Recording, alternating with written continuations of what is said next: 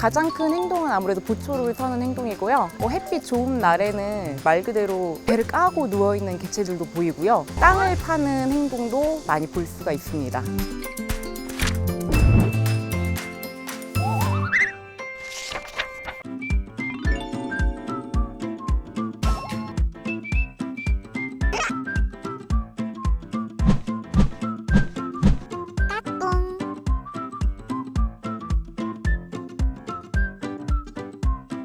야생에서 모계 중심으로 살아가는 미어캣 습성이 저희 제2아프리카관에서도 그대로 나타나고 있는데요. 야생에서도 암컷 한 마리에 많게는 한 40마리 정도까지 무리를 지어 살아간다고 해요. 저희 제2아프리카관 미어캣들도 여왕이라는 우두머리 암컷 개체 한 마리를 중심으로 해서 9마리가 지금 사이좋게 살아가고 있고요. 여왕이 외적인 특징은 덩치가 크고 가슴팍이 약간 다른 개체들보다 까맣게 보이는 걸로 구별을 할 수 있는데, 덩치로는 이제 구별이 좀 쉽지 않을 정도로 살이 좀 빠지고 예전보다 크지는 않아요. 세대 교체가 사실 필요할 때라고 저희는 생각했는데 아직까지 여왕이를 위협할 만한 암컷이 나타나고 있지 않아서 그러지는 않고 있는 상황입니다.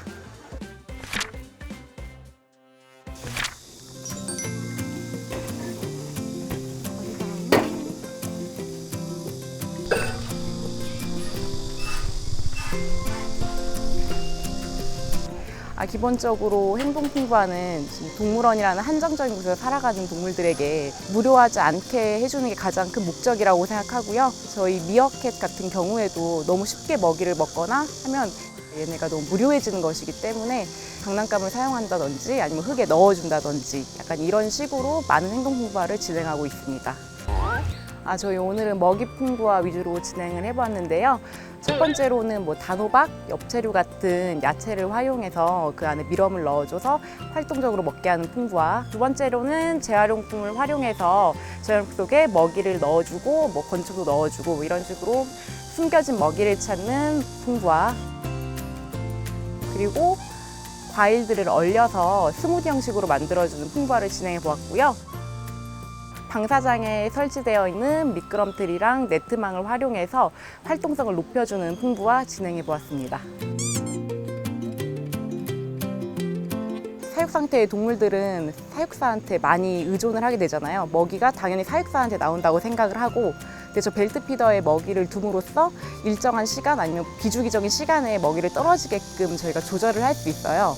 그러면 먹이가 굳이 사육사를 통하지 않고도 나올 수 있다고 생각을 하게 해서 의존도를 좀 약하게 만들어주는 거죠. 야생에서는 정갈이나 뱀을 협동해서 서로 잡아먹기도 해요. 근데 저희는 사실 살아있는 뱀을 주기는 어렵고 뱀 허물을 다른 동물사에서 얻어서 그 안에 밀웜을 채워서 넣어준다던가 아니면 곤충류를 준다던가 하는 식으로 먹이 풍부화를 진행하고 있습니다.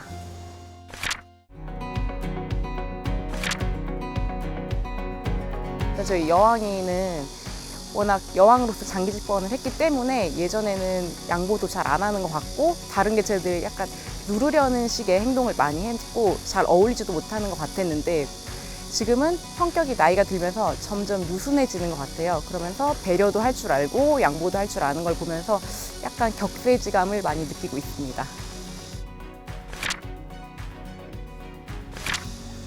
특히 미어캣 같은 경우에는 보초를 쓰면서 주변을 많이 살피는 동물들이기 때문에 여러분들이 그냥 악의 없이 소리를 지른다던가 이런 행동을 해도 미어캣들에게는 굉장한 신경의 변화가 나타날 수가 있어요. 사실 그런 행동을 하면 동물들은 굉장히 스트레스를 받거든요.